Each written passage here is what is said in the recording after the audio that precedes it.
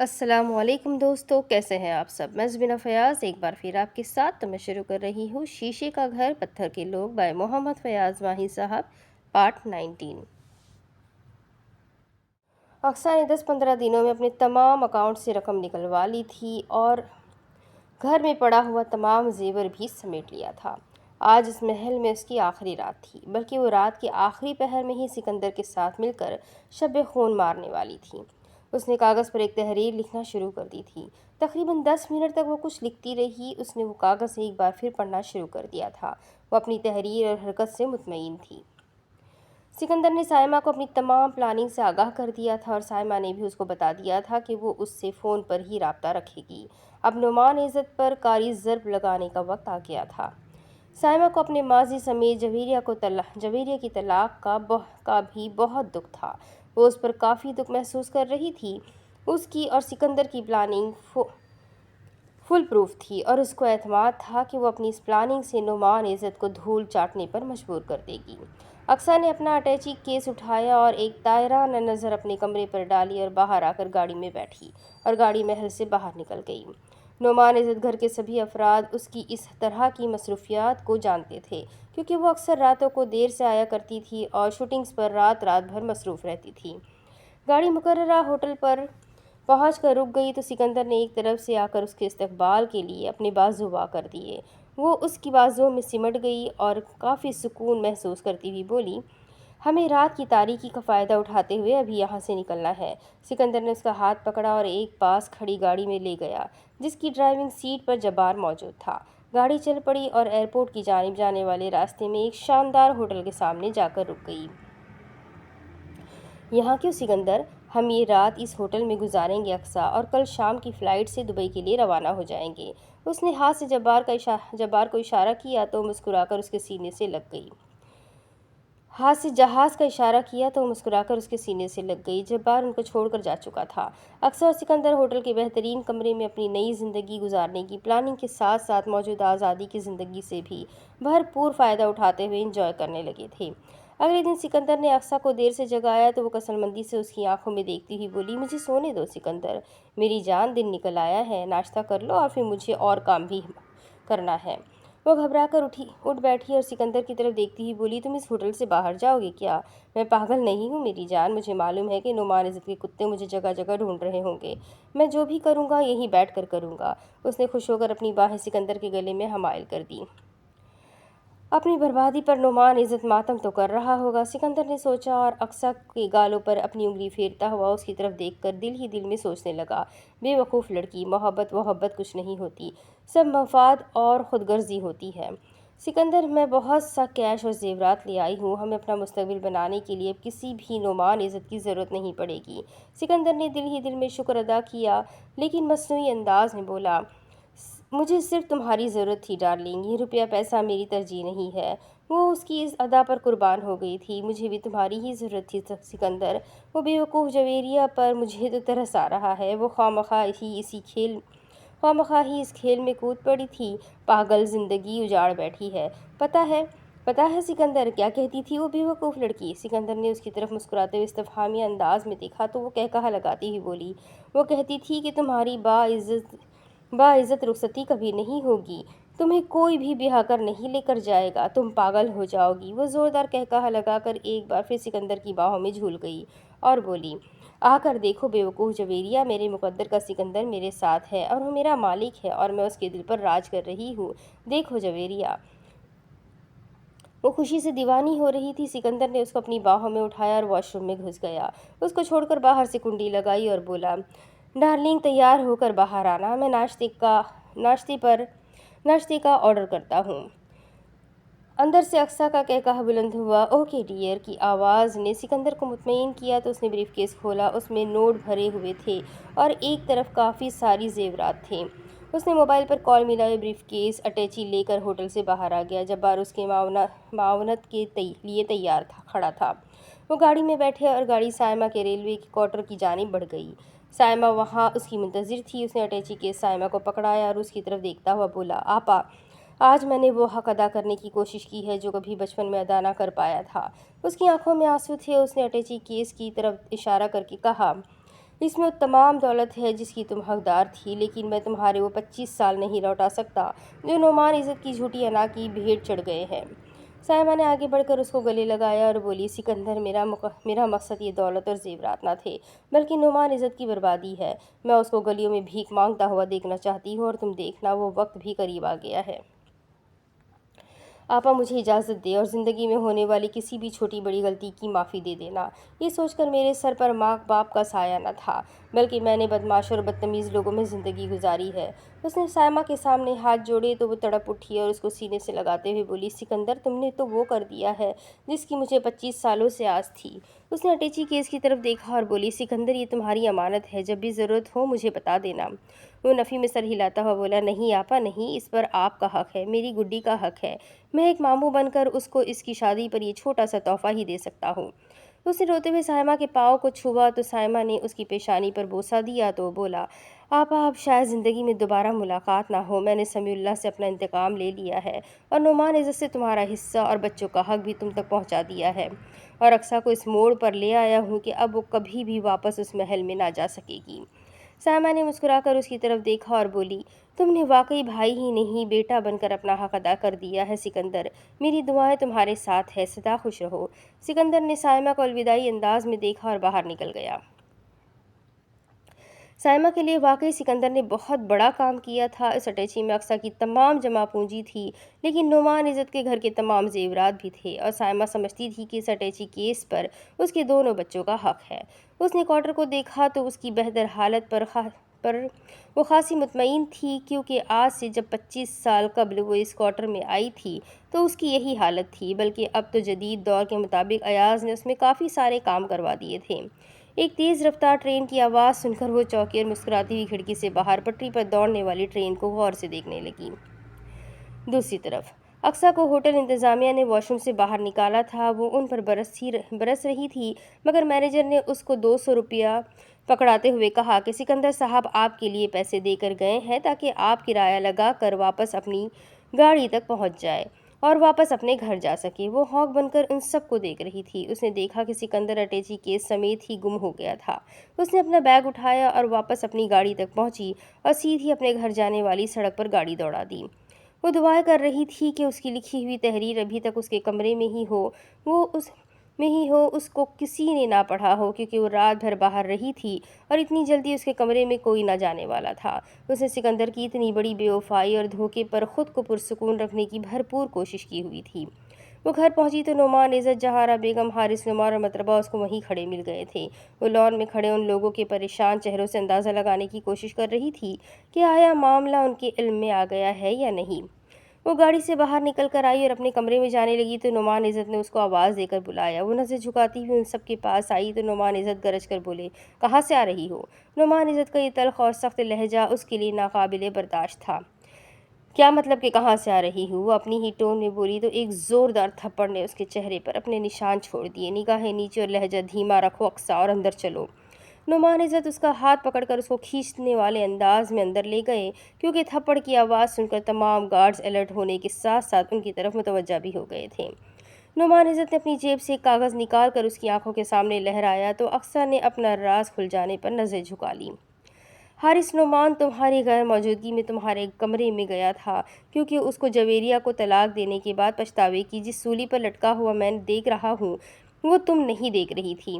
اور پھر بصیر احمد کا بھرپور لہجہ کہ اس کی بیٹی فرشتوں سے بھی معصوم ہے، یہ سچ ثابت کرنے کے لیے میں نے ہی اس کو تمہارے کمرے میں بھیجا تھا، اور اس کو کسی بھی چیز کی تلاشی نہ لینا پڑی، کیونکہ تمہاری یہ تحریر اس کو بیڈ پر پڑی ہوئی سامنے ہی مل گئی تھی۔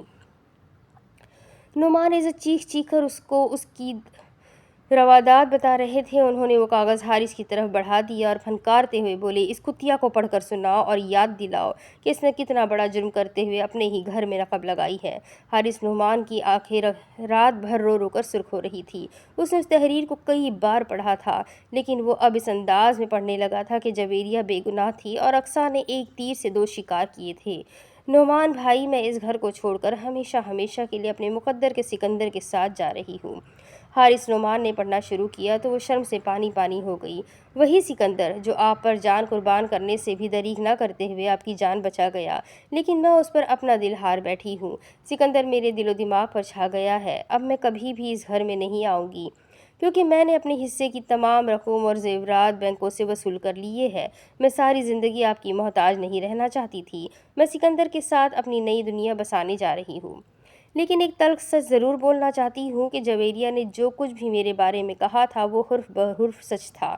وہ اس معاملے میں بے گناہ اور بے قصور تھی، اور اس کا ایاز کے ساتھ بھی کوئی تعلق نہ تھا۔ مجھے امید نہ تھی کہ حارث بے وقوف بن کر اتنا بڑا فیصلہ کرے گا، کیونکہ جویریہ حارث کو بے پناہ چاہتی تھی، لیکن میری بات پر اعتبار کر کے حارث نے اپنا گھر تو برباد کیا ہی تھا، میرا راستہ بھی صاف کر دیا۔ مجھے ڈھونڈنے کی کوئی ضرورت نہیں ہے، اقصیٰ۔ حارث نعمان وہ خط پڑھ کر نعمان عزت کی طرف بڑھا دیا اور بولا، کیوں کیا تم نے اقصیٰ؟ میرے ساتھ ایسا کیوں کیا؟ بتاؤ، جواب دو، کیوں میرے ساتھ ایسا کیا؟ کیوں؟ وہ زور زور سے چیختے ہوئے رونے لگا۔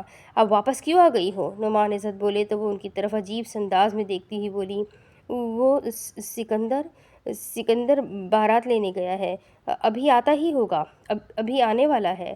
اس نے کہا لگایا تو نعمان عزت نے آگے بڑھ کر ایک اور زوردار تھپڑ اس کے چہرے پر رسید کر دیا، لیکن وہ مسلسل کہے لگانے لگی اور دونوں ہاتھوں سے تالیاں بجانے لگی۔ نعمان عزت نے آگے بڑھ کر اس کو بالوں سے پکڑا اور گھسیٹ کر صوفے پر پھینکا۔ ایکٹنگ کرنے کا شوق ابھی ختم ہو جائے گا تمہارا؟ وہ واپس مڑے اور حارث سے بولے، اس کو سنگلوں سے باندھ کر کوارٹرز کے تہہ خانے میں پھینک آؤ۔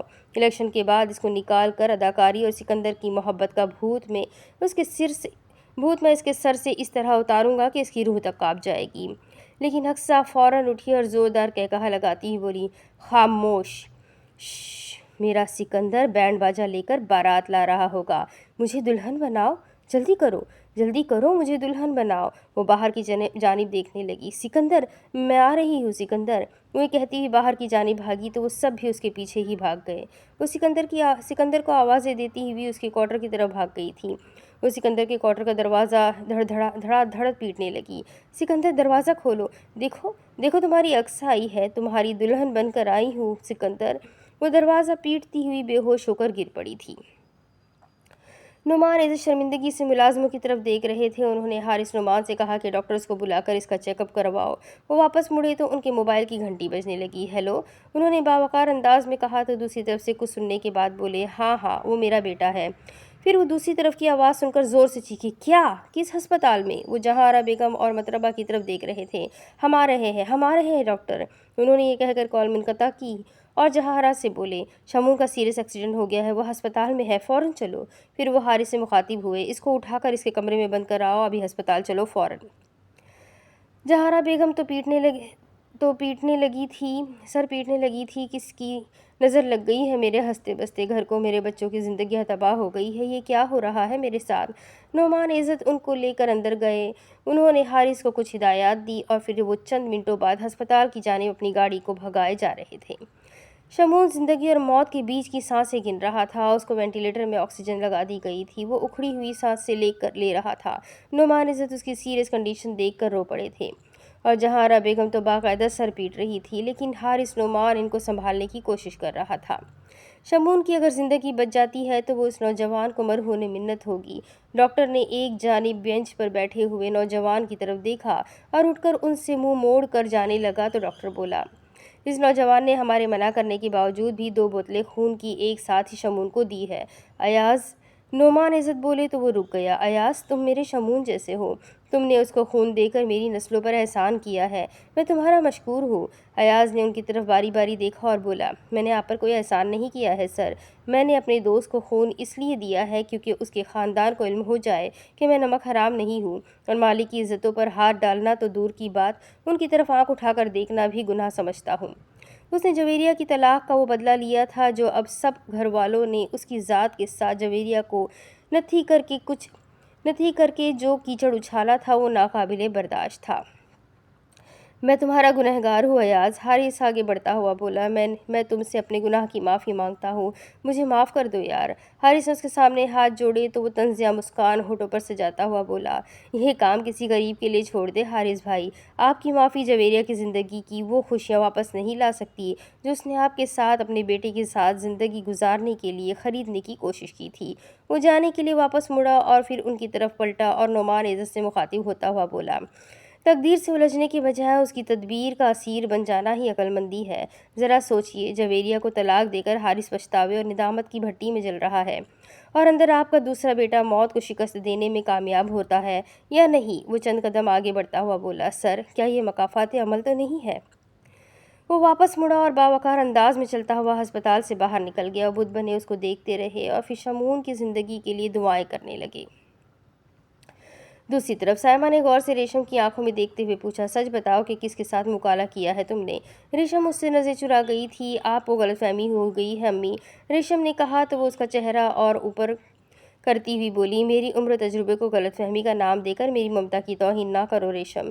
ریشم کی نظریں بدستور جھکی ہوئی تھی۔ سائمہ نے اس کا ہاتھ پکڑ کر اپنے سر پر رکھا تو وہ تڑپ گئی۔ اس نے ہاتھ چھڑانے کی کوشش کی لیکن سائمہ کی گرفت اس کے ہاتھ پر مضبوط تھی۔ میری قسم کھا کر کہو ریشم کہ میں جو سمجھ رہی ہوں وہ جھوٹ اور میری غلط فہمی ہے۔ ریشم رونے لگی تھی۔ وہ روتی ہوئی سائمہ کے قدموں میں گر گئی۔ اس کے ندامت بھرے آنسوؤں نے سائمہ پر تمام حقیقت کھول دی تھی۔ وہ زمین میں دفن ہو جانا چاہتی تھی لیکن زمین پھٹی نہ تھی اور نہ ہی آسمان اس پر گرا تھا جس کی وجہ سے وہ غرق ہو جاتی۔ اس نے روئی ہوئی آنکھوں سے ریشم کو اٹھایا اور اس کا منہ اوپر کرواتی ہوئی بولی، اب بتا کہ وہ کون ہے؟ نعمان عزت۔ یہ نام سن کر سائمہ پر آسمان گر پڑا تھا۔ اس نے بے خیالی میں اپنے دونوں ہاتھ اپنے سر پر رکھ لیے اور زمین پر اس طرح بیٹھ گئی کہ اس کے اوپر ہی 2 منزلہ عمارت کی تمام اینٹیں گر رہی ہو۔ اس نے اپنے سر کو بالکل زمین کے ساتھ لگا لیا تو ریشم نے روتے ہوئے اس کے جسم سے لپٹتے ہوئے کہا، میں نے اپنے خوابوں کو حقیقت میں بدلنے کے لیے زہر پیا ہے امی۔ سائمہ کے بے چین اور بے جان وجود میں ہلچل ہوئی۔ مجھ سے نہیں دیکھا جاتا تھا کہ ایاز پھٹی پرانی شرٹ کے ساتھ کالج اور یونیورسٹی جاتا۔ ریشم چیخ چیخ کر کہنے لگی، مجھ سے یہ بھی برداشت نہیں ہوتا تھا کہ تم لوگوں کی اترن ہمیں پہناؤ اور ان کا جھوٹا کھانا ہمیں کھلاؤ۔ ساری زندگی ٹوٹے کوارٹر میں گزار کر آپ نے کوئی کمال نہیں کیا امی، بلکہ اپنی جان پر ظلم کیا ہے، ظلم۔ وہ چیخی تو سائمہ نے اس کو بالوں سے پکڑ لیا اور بولی، ظلم تو تم نے اپنے اور میرے ساتھ ساتھ ایاز پر کیا ہے، اس گھر پر کیا ہے۔ ہم نے تو کبھی تم سے یہ سب آسائشیں نہ مانگی تھی، تو پھر تم نے کیوں میرے سفید بالوں پر اپنی گندگی کی سیاہی پھیرنے کا ارادہ کیا ریشم؟ سائمہ اس کو چھوڑ کر پیٹنے لگی۔ وہ اپنے دونوں ہاتھوں سے اپنے بال نوچنے لگی تھی۔ پھر اس نے آسمان کی جانب منہ کر لیا اور بولی، میرے پروردگار مجھے معاف کر دے، میں اس تمام گناہ کی ذمہ دار ہوں۔ مجھے علم تھا لیکن میں اپنی جھوٹی انا اور ضد کے ہاتھوں قیدی بن کر اس کو اجازت دیتی رہی۔ میرے اللہ تو دلوں کے بھید خوب جانتا ہے، اس گناہ کی ذمہ دار میں ہوں۔ میرے مالک مجھے معاف فرما دے، مجھے معاف فرما دے۔ وہ زور سے چیختی ہوئی بے ہوش ہو کر گر پڑی تھی۔ اس کی آنکھیں رونے کی وجہ سے سوج گئی تھیں۔ ریشم کو سمجھ نہ آ رہا تھا کہ وہ کیا کرے۔ اس نے پانی کا گلاس بھر کر چھینٹے سائمہ کے منہ پر مارنا شروع کر دیے تھے۔ سائمہ ہوش میں آنے کے بعد ریشم سے نظریں نہ ملا پا رہی تھی۔ وہ جھکی ہوئی نظروں سے بولی، تمہیں علم ہی نہیں ہے ریشم کہ تم نے خود پر کتنا بڑا ظلم کر لیا ہے۔ گویا کہ اس کا لہجہ دھیما تھا لیکن کرب اور درد اس لہجے میں نمایاں تھا۔ میں تمہیں بتاؤں گی کہ تم نے کیا کر لیا ہے لیکن اس سے پہلے تمہیں ایک کام کرنا ہوگا۔ ریشم اس کے پاس آ گئی اور بولی، میں ہر وہ کام کروں گی جو آپ کہو گی، اس بچے کو ابارشن نہیں کروانا۔ انوکھا حکم سن کر ریشم چند قدم پیچھے ہٹ کر ماں کی جانب حیرت زدہ خوفناک انداز میں دیکھنے لگی۔ میں اس گناہ کے ساتھ زندہ نہیں رہ سکتی امی، مجھے اس گناہ کو مزید پلنے سے پہلے ہی ختم کرنا ہوگا۔ نہیں ریشم، اس گناہ کو ختم کرنے سے پہلے میں ایک ایسے راز سے پردہ اٹھانا چاہتی ہوں جو 25 سالوں سے میرے سینے میں دفن ہے اور میرے دل پر بوجھ بن کر تمام دھڑکنوں کو ہر روز روکنے کی کوشش کرتا ہے۔ راز؟ کیسا راز امی؟ ریشم کو اس وقت سائمہ کوئی پراسرار کردار دکھنے لگی تھی۔ تم کل نعمان عزت کے سر کے بال کاٹ کر لا سکتی ہو یا اس کے ناخنوں کو تراش کر لا سکتی ہو۔ ریشم سمجھ نہ پا رہی تھی لیکن وہ اس بات میں سر ہلاتی ہوئی بولی، بالکل لا سکتی ہوں۔ سائمہ کے چہرے پر ایک عجیب سی پرسکون کیفیت طاری ہونے لگی تھی۔ اس نے ریشم کی طرف دیکھا اور بولی، تم اب گھر سے باہر نہ نکلنا، میں ابھی آتی ہوں۔ وہ یہ کہہ کر اپنی چادر اوڑھ کر گھر سے باہر نکل گئی، لیکن ریشم کے لیے کئی ایسے سوال چھوڑ گئی تھی کہ جن کا حل صرف اور صرف سائمہ کے پاس تھا۔ ایاز گھر میں داخل ہوا تو اس کی طبیعت کافی خراب لگ رہی تھی۔ اس کا چہرہ بھی زردی مائل ہو رہا تھا، وہ لڑکھڑا کر گرنے والا تھا کہ اس نے دیوار کا سہارا لے کر خود کو بچایا۔ ریشم اس کی یہ حالت دیکھ کر پریشان ہوتی ہوئی آگے بڑھی اور اس کا ہاتھ تھامتی ہوئی بولی، کیا ہوا ایاز، تم کہاں سے آ رہے ہو؟ ایاز نے خود کو سنبھالا اور ریشم کی طرف دیکھتا ہوا بولا، شمون کا ایکسیڈنٹ ہو گیا ہے۔ اتنا سننا تھا کہ ریشم چونک کر اس کی طرف دیکھنے لگی۔ کون شمون؟ وہ اپنی تسلی کے لیے پوچھ رہی تھی، حالانکہ اس کو بھی معلوم تھا کہ ایاز کس شمون کی بات کر رہا ہے۔ نعمان عزت کا بیٹا شمون، اس کی حالت کافی سیریس ہے، میں اس کو خون دے کر آ رہا ہوں۔ وہ یہ کہہ کر اندر کی جانب بڑھتا ہوا بولا، آپ ہی مجھے دودھ پتی چائے پلا دو، میں چائے پی کر آرام کرنا چاہتا ہوں۔ وہ ریشم کو وہیں بت بنا چھوڑ کر اندر کی جانب بڑھ گیا۔ ریشم کا راز شمون کے سامنے کھل گیا تھا، وہ اس سے محبت کرتا تھا اور وہ بھی اس سے محبت کرتی تھی، لیکن نعمان عزت کے ساتھ گزارا ہوا وقت گناہ بن کر اس کے سامنے آ گیا تھا۔ اب وہ شمون کو بھی منہ دکھانے کے قابل نہ رہی تھی، اب وہ اس گناہ کا گلا گھونٹ کر گھر میں ہی باقی زندگی گزارنے کا سوچ رہی تھی۔ لیکن ریشم کو اس منطق کی سمجھ نہ آئی تھی کہ سائمہ کیا کرنا چاہتی ہے، کیونکہ سائمہ نے اس کو فی الحال اس گناہ کو ختم کرنے سے منع کیا تھا اور نعمان عزت کے ناخن اور سر کے بال لانے کو کہا تھا۔ اس نے پڑھا تھا کہ DNA ٹیسٹس کے لیے ان چیزوں کی ضرورت پڑتی ہوتی ہے، لیکن سائمہ ایسا کیوں چاہتی تھی؟ کیا وہ نعمان عزت کو بلیک میل کرنا چاہتی تھی؟ یہ خیال آتے ہی وہ کانپ کر رہ گئی، کیونکہ نعمان عزت جیسا کایا آدمی کبھی بھی سائمہ کے ہتھ کنڈوں سے مروب ہونے والا نہ تھا۔ وہ بہت چالاک اور بہادر آدمی تھا، لیکن وہ ریشم پر دل ہار بیٹھا تھا۔ یہی وجہ تھی کہ آج ریشم کے پاس اپنا نیا بہترین گھر تھا، کھانے کو اچھا کھانا اور پہننے کو بہترین لباس تھا، اور باقی زندگی گزارنے کے لیے بھی اس کے اکاؤنٹ میں اچھا خاصا کیش موجود تھا۔ اس نے ایاز کو چائے کا مگ بنا کر دیا اور سائمہ کا انتظار کرنے لگی۔ اس کو مختلف وہموں اور وسوسوں نے گھیر لیا تھا، لیکن وہ یہ دیکھنا چاہتی تھی کہ سائمہ کیا کرنا چاہتی ہے۔ جان لیوا انتظار کے بعد سائمہ خالی ہاتھ آئی تو ریشم بے چینی سے اس کی طرف بڑھی تو سائمہ نے پرسکون انداز میں اس کی طرف دیکھا اور بولی، تمہیں کل ہر حال میں نعمان عزت کے سر کے بال اور ہاتھوں کے ناخن لے کر آنے ہوں گے۔ میں نے لیڈی ڈاکٹر سے بات کر لی ہے، تم کل ان دونوں اشیاء کو لے کر آنا۔ وہ اس رپورٹ کی روشنی میں DNA ٹیسٹ کر کے لیبارٹری سے رابطہ کر کے ہمیں ایک جامع اور مفصل رپورٹ لا دے گی۔ لیکن آپ کیا کرنا چاہتی ہو امی؟ میری تو کچھ سمجھ میں نہیں آ رہا۔ ریشم واقعی کچھ نہ سمجھی تھی اور اس کی الجھن ہنوز برقرار تھی۔ سائمہ اس کے چہرے کی طرف دیکھتی ہوئی بولی، اگر تم کل ہی یہ کام کر لو تو تمہیں 2 دن بعد ہی پتہ چل جائے گا کہ میں کیا کرنے والی ہوں، بس اب تم کوئی سوال نہیں کرو گی۔ سائمہ نے گویا اپنا فیصلہ سنا کر اس فائل کو بند کر دیا تھا۔ ایاز آیا کہ نہیں؟ وہ شمون کا ایکسیڈنٹ ہو گیا تھا، اس کو خون دے کر آیا ہے، اندر ہے۔ سائمہ یہ سن کر خوفزدہ ہو گئی کہ کہیں اس کی باتیں ایاز نے نہ سن لی ہو۔ وہ اندر کی جانب بڑھی تو ایاز کو بے سدھ سوتے ہوئے پایا، اس کے پاس چائے کا خالی مگ پڑا تھا۔ سائمہ نے پرسکون سانس خارج کی اور باہر آ کر ریشم سے بولی، کیسے ہوا اس کا ایکسیڈنٹ؟ ریشم بھلا اس بات کا کیا جواب دے سکتی تھی، پھر بھی اس نے سائمہ کی بات کا جواب دینا مناسب سمجھا۔ اس کی گاڑی کسی دوسری گاڑی سے ٹکرا گئی تھی اور اس کی حالت سیریس ہے۔ نعمان عزت، میں نے کہا تھا نا کہ تمہاری بربادی کا آغاز ہو گیا ہے، تقدیر کی بے آواز لاٹھی تمہارے سر پر برسنا شروع ہو گئی ہے۔ سائمہ کا یہ انداز اور لب و لہجہ نہ صرف پراسرار تھا بلکہ حیران کن بھی تھا۔ ریشم حیرانگی سے اپنی ماں کو دیکھتی جا رہی تھی۔ شمون کی زندگی بچ گئی تھی۔ ڈاکٹروں کی سرتوڑ کوشش اور اس کی جان بچانے کی جو تگ و دو کی تھی، وہ اپنی کوشش میں کامیاب رہے تھے، لیکن اس میں مرکزی کردار ایاز احمد کا بھی تھا، جس نے موقع پر پہنچ کر اس کی جان بچانے کے لیے اپنی جان کی پرواہ نہ کرتے ہوئے ایک ہی وقت میں 2 بوتلیں خون کی دے دی تھیں۔ ڈاکٹرز اب پرسکون تھے، کیونکہ اب ان پر کافی پریشر تھا۔ نعمان عزت کا سیاسی رعب اور پھر ان کی دولت کا دبدبہ اور ملکی حالات پر ان کی گرفت نے بھی ڈاکٹرز کو پریشان کر رکھا تھا۔ لیکن اب ڈاکٹرز کے ساتھ ساتھ جہاں آرا بیگم اور دوسرے مکین بھی خاصے مطمئن نظر آ رہے تھے۔ الیکشن سر پر تھے اور آئے روز کی مصیبتوں اور ناگہانی آفات نے نعمان عزت کو چکرا کر رکھ دیا تھا، اور پھر ان کو یہ بھی خوف تھا کہ اگر ان کے مقابلے میں جسٹس بصیر احمد نے سائمہ کو الیکشن میں کھڑا کر دیا تو اس کا تیا پائچہ کر سکتی تھی۔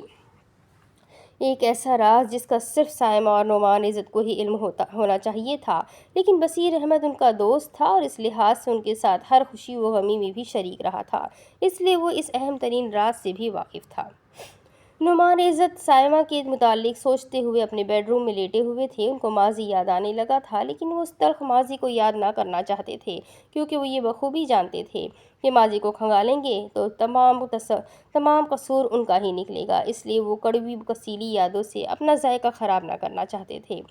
کئی دنوں کی تھکاوٹ نے ان کو گہری نیند سونے پر مجبور کر دیا تھا، اور یہی موقع تھا کہ ریشم اس سے فائدہ اٹھاتی۔ ریشم نے اپنا کام پرسکون انداز میں احسن طریقے سے کر لیا تھا۔ اس نے نعمان عزت کے سر کے بال کاٹ کر ایک پلاسٹک کے لفافے میں محفوظ کر لیے تھے، اور ہاتھ کے ناخنوں کو بھی گہری نیند میں سوتے ہوئے نعمان عزت کا کام کر دیا تھا۔ اس کو کوئی بھی خوف نہ تھا، کیونکہ جاگتے میں بھی وہی اکثر نعمان عزت کے ناخن کاٹا کرتی تھی۔ اگر نعمان عزت جاگ بھی جاتے تو وہ مسکرا کر کہہ دیتی کہ ناخن بڑھ گئے تھے، اور اس کو معلوم تھا کہ نعمان عزت اس کی دل فریب ادا پر قربان ہو جاتے۔ وہ اس کو اپنے ساتھ ہی لٹا لیتے، لیکن ایسا کچھ بھی نہ ہوا تھا۔ ہر کام تسلی اور پرسکون انداز میں کرنے کے بعد ریشم نے ایک نظر اس شاندار مطبخ خانے پر ڈالی اور آنکھوں میں آنسو بھرتی ہوئی باہر نکل آئی۔ اس نے اپنی کرسی پر بیٹھ کر کاؤنٹر کے دراز سے اپنی ضروری کاغذات نکالے اور طاہرانہ نظروں سے اس آفس کا جائزہ لیا اور ہمیشہ کے لیے وہاں سے باہر نکل آئی۔ اس نے باہر آ کر ایک پرسکون سانس خارج کیا، اور اس کا انداز ایسا تھا کہ وہ کافی دیر کسی تنگ قید خانے میں گزارنے کے بعد آج پہلی بار کھلی فضا میں تازہ سانس لے رہی ہے۔ گیٹ پر کسی بھی ملازم یا گارڈ کی اتنی جرأت نہ تھی کہ وہ اس کو روک سکتا، اس لیے وہ بلا خوف و خطر وہاں سے نکل کر ٹیکسی کے ذریعے اپنے گھر کی جانب رواں ہو گئی، جہاں سائمہ اس کا بے چینی سے انتظار کر رہی تھی۔ سائمہ نے مسکرا کر اس کی طرف دیکھا اور اس کو ثبوتوں کے ساتھ لے کر ڈاکٹر کے پاس چلی گئی۔ ان دونوں کو واپسی قریباً 1 گھنٹے بعد ہوئی تھی۔ اب سائمہ مطمئن نظر آ رہی تھی۔ اب تم 2-3 دن بعد اس گناہ سے نجات حاصل کر سکتی ہو ریشم، سائمہ نے ریشم سے کہا تو وہ حیرانگی سے اس کی طرف دیکھنے لگی اور بولی، لیکن میری سمجھ میں نہیں آیا کہ آپ کیا کرنا چاہتی ہے؟ اور ہنوز پریشان تھی؟ وہ ہنوز پریشان تھی۔ سائمہ نے آنکھوں میں نفرت سجا کر اس کی طرف دیکھا اور کہنے لگی، 25 سالوں سے جو راز میرے سینے میں ایک خزانے کی طرح دفن ہے، ایک عام اس خزانے کی کنجی ہے ریشم۔ پھر وہ آسمان کی جانب دیکھنے لگی اور بولی، اللہ مجھے معاف فرمائے، تمہارے اس گناہ میں بھی شامل ہوں۔ اس بار پھر ریشم کا منہ کھلا کا کھلا رہ گیا تھا، لیکن وہ سائمہ سے پوچھ نہ سکی کہ وہ کس طرح اس گناہ میں شامل ہے اور خود کو ذمہ دار کیوں سمجھتی ہے۔ دوسری طرف بصیر احمد اسی کافی ہاؤس میں بیٹھے ہوئے تھے۔ فرق صرف اتنا تھا کہ آج ان کے ساتھ نعمان عزت نہ تھے، اور وہ خوشی بھی نہ تھی جو گزشتہ برسوں میں ہوا کرتی تھی۔ وہ کافی کے مگ پر اپنی انگلی پھیر رہے تھے۔ 1 سال میں کتنا کچھ بدل گیا تھا۔ جویریہ کی شادی، طلاق، اس کے بچے کی موت، اور پھر انیکا کی اچانک موت نے ان کے گھر کو ماتم کردہ بنا دیا تھا۔ انہوں نے سوچا تھا کہ انیکا اور انصر کی شادی ایک ہی دن کریں گے۔ انصر اپنی دلہن بیاہ لائے گا اور انیکا دلہن بن کر اس گھر کی چوکھٹ پار کر جائے گی اور سرخ جوڑے میں وہ پری لگے گی۔ لیکن انصر کی شادی تو اب بھی ہو سکتی تھی، مگر انیکا دلہن بن کر نہیں، لاش بن کر سفید کفن پہن کر ان کے گھر کی چوکھٹ کو پار کر گئی تھی۔ کبھی بھی واپس نہ آنے والے سفر پر وہ روانہ ہو چکی تھی۔ ان کی آنکھوں کے سامنے انیکا کی دل خراش موت کا منظر چلنے لگا تھا۔ وہ دل مسوز کر رو رہ گئے تھے، لیکن آنکھوں میں آنے والے آنسوؤں کو قابو میں نہ رکھ سکے۔ انہوں نے انگلی کے پور سے اپنی آنکھیں صاف کی اور کافی کا گھونٹ بھر کر اپنے دائیں جانب دیکھا تو چونک کر رہ گئے، کیونکہ انصر احمد مطربہ کے ساتھ کافی ٹینس حالت میں بیٹھا ہوا تھا۔ یقیناً ان دونوں نے بصیر احمد کو نہ دیکھا ہوگا۔ انصر کی حالت ایسی ہو رہی تھی کہ وہ کئی راتوں سے پرسکون نیند سویا نہ تھا، اور ایسا ہی کچھ مطربہ کے ساتھ بھی تھا۔ وہ بھی روئی ہوئی آنکھوں کے ساتھ انصر کے سامنے بیٹھی ہوئی تھی۔ بصیر احمد تمام معاملے کی تہہ تک پہنچ چکے تھے۔ ان کو انصر کی فرمانبرداری پر پیار آنے لگا کہ اس نے جویریہ کی طلاق کو سامنے رکھتے ہوئے آج تک مطربہ سے پیار کی بات نہ چھیڑی تھی۔ یعنی اس نے گھر میں کسی کو بھی یہ نہ بتایا تھا کہ وہ نعمان عزت کی بیٹی اور حارث نعمان کی بہن سے پیار کرتا ہے اور اس کو اپنا شریک زندگی بنانا چاہتا ہے۔ اب بصیر احمد کو ایک باپ بن کر فیصلہ کرنے میں کافی دقت ہونے والی تھی، کیونکہ وہ جانتے تھے کہ جویریہ کبھی بھی یہ نہ چاہے گی کہ حارث نعمان کی بہن اس کی بھابھی بنے اور اس گھر میں آئے۔ لیکن انصر احمد تو مطربہ کو اپنی زندگی سمجھ رہا تھا اور اس کے ساتھ زندگی گزارنے کے لیے بہن اور باپ کی اجازت کا طلبگار تھا۔ अब उनके सामने उनका बेटा मद्दुई था और होने वाली बहू एक मुजरिम की बहन थी। मुजरिम भी वो था जिसने उनकी शहरक पर छुरी चलाते हुए उनका धड़ ही अलग कर दिया था। वो जवेरिया की आहें और सिसकियां आज भी ना भूले थे। वो उसको घर में चलते फिरते देखते तो यूँ महसूस होता कि जवेरिया जिंदा नहीं है बल्कि एक लाश है जो चंद सांसें उधार लेकर इस घर में आ गई है और उधार लौटाने की मुंतजिर है। उनको अनीका के आखिरी अल्फाज भी याद आ रहे थे कि अयाज के साथ जवेरिया की शादी कर देना, क्योंकि अयाज उसको बहुत चाहता है और ज़िंदगी उसके साथ गुजारना चाहिए जो आपको चाहता हो, ना कि उसके साथ जिसको आप चाहते हो। उन्होंने एक बहुत बड़ा फैसला किया और अपनी कुर्सी से उठकर खड़े हो गए। वो बावकार अंदाज में चलते हुए अंसर और मतरबा के पास जाकर खड़े हो गए तो उन दोनों की आंखें हैरत से खुली की खुली रह गई। अंसर अहमद ने तो शर्मिंदगी से सर झुका लिया, मगर मतरबा के चेहरे पर खौफ के आसार वाज़ेह देखकर बसीर अहमद ने मुस्कुराते हुए उसके सर पर प्यार से हाथ रखा और बोले, तुम तो बेटी हो, अपने भाई और बाप के गुनाहों और जुर्मों पर तुम्हें खौफजदा होने की कोई ज़रूरत नहीं है। मतरबा उनके बड़ेपन से मुतासिर होकर आंखों में आने वाली नमी को रोक ना सकी और आगे बढ़कर उनके सीने से अपना सर टिकाती हुई बोली, अंकल, मैं अंसर के बगैर मर जाऊंगी। अंसर अहमद उसकी मोहब्बत की बरमला एतराफ़ पर बाप से नज़र चुरा गया। बसीर अहमद ने मतरबा के सर पर प्यार से हाथ फेरा और बोले, यही बात अपने बाप के सामने कर सकती हो? मतरबा ने आंखें उठाकर उनकी तरफ देखा और आंसू पीते हुए मसमम और अटल लहजे में बोली, हाँ अंकल, मैं बाबा जान के सामने भी ये कह सकती हूँ। बसीर अहमद ने एक ठंडी सांस भरी और अंसर अहमद की तरफ देखते हुए बोले, मेरी बहू को लेकर घर आओ। ये कहकर वो कॉफ़ी हाउस से बाहर निकल गए और अंसर अहमद और मतरबा मुस्कुराते हुए एक दूसरे की तरफ देखने लगे थे। मैंने ज़िंदगी में बहुत कम इंसान ऐसे देखे हैं जो दुश्मन की औलाद की इज्जत के रखवाले हों। मतरबा ने बसीर अहमद की तारीफ़ की तो अंसर फ़ख्र से बाहर की जानिब देखने लगा, जहाँ बसीर अहमद गाड़ी में बैठ रहे थे। अब इसके आगे की कहानी मैं आपको अगली किस्त में सुनाती हूँ। बहुत प्यारा नावल है और इस वक्त तो क्लाइमेक्स चल रहा है, तो मेरे साथ बने रहें। नावल को लाइक करें, चैनल को सब्सक्राइब करें, अपने कॉन्टैक्ट में शेयर करें, कमेंट करके ज़रूर बताएं कि नावल कैसा लग रहा है। तो मिलते हैं अगले वीडियो में, तब तक के लिए अपना खूब सारा ख्याल रखें, मुझे भी दुआओं में याद रखें। अल्लाह हाफ़िज़।